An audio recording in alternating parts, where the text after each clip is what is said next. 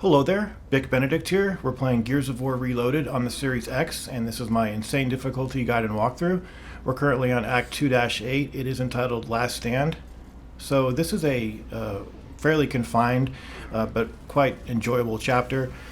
When you come down here, after a certain amount of time, you're going to have, I believe it's just one grub hole that spawns over here.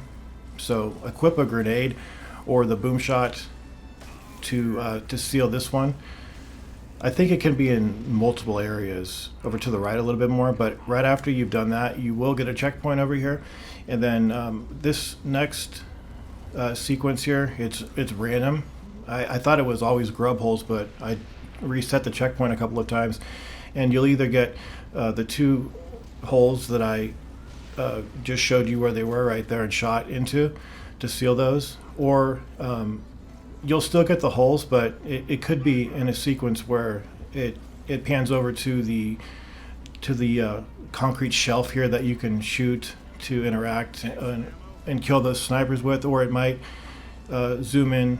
I'm talking about immediately off that checkpoint. It could be that you get zoomed in on the pipe that you can interact with. Like I was aiming at it just a second, and then you'll get the two holes. But there is a turret over here that you can use, but it's a little risky and I don't like to do it. We've got some, I think you have a long shot over here too, so if you haven't brought one into this chapter, you can collect one over there. And then over to the right, at the end of the sequence, what's going to happen is there's going to be a big oil drum or something of that sort that rolls into an area that has a huge emergence hole on it, and it's just another waiting game until you can interact with it. But when I say waiting game, I don't mean anything in a pejorative sense. I simply mean what I'm trying to say is just you just have to wait a few moments. And to get those sequences to occur, you just have to kill everybody, pretty much. Just watch out, because I think this guy might be a grenadier, so they can put a lot of damage on you, even though you're not very close to them. And I am the sort of person, like a guide maker, that on these games I do like to carry weapons through chapters.